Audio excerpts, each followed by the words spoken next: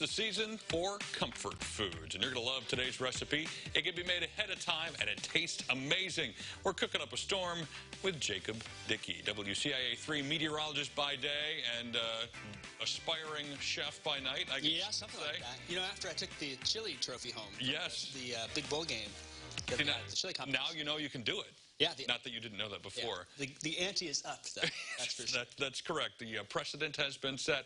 And today, we're not doing chili, we're doing meatballs. You're right. Yeah, this is a Chicago-style meatball. I love meatballs. They're delicious and easy to make, too. And this is actually really fun for at home if you want to work with the kids or the grandkids are coming over, because they get to get their hands in and mix it all together. That's why I got these gloves on. Can I ask a question about what makes meatballs Chicago style? Is there something specific that's different about how they're made there? Usually the recipe that I go with, because it has half a ground pork and half ground beef, and that's kind of the difference in there. Sometimes your meatballs can, have turkey or whatnot, but it's that pork and beef mixture that's really going to bring the flavor out of things and whatnot here. This is a recipe I first made down in the South, because they're like, oh, we want a good meatball recipe. And I'm like, well, here we go. Let's do it right here. So good to share here for folks, too, who are interested in it. You can put it in pasta and whatnot. Super easy. So I've heard this is a fairly simple thing to do, though I will freely admit I've never made meatballs, so you're going to have to take me through step by step. I almost got some gloves for you, so you can get your hands dirty. I would have done it. I would have done it. Yeah, we're going to start with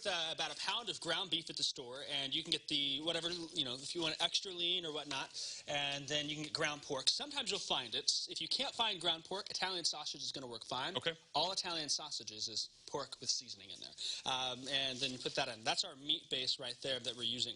Then, once I do that, we've got to add the filler content for our meatballs. So we're going to do about 1/4 cup of diced onions into the bowl.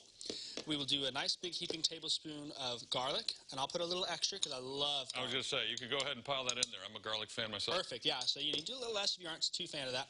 We're going to do some breadcrumbs. I got about a cup here, and you can do the Italian style. You can do whatever you want, and pour that on top. Then we're going to do a bit of Parmesan cheese mixed in there. And then finally, we're going to get a little bit of parsley put in there. Ground parsley, if you got it dried, whatever you want. I spilled a little there, so we'll wipe that off.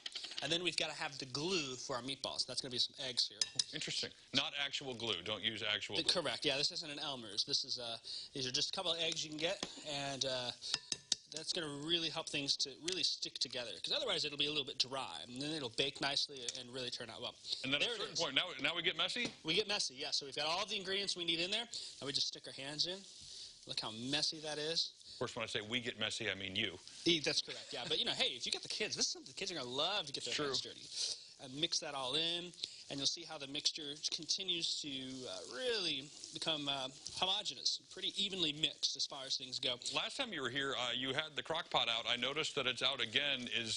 Do these go right to the crock pot after you get them rolled out, or how does These do not, actually. We're actually going to have a little step in between the crock pot, but they're fit in the crock pot, so that's perfect for someone, hey, maybe the night before, you make the meatballs, stick them in the fridge, and then you just stick them in the crock pot and cook them low and slow all day long.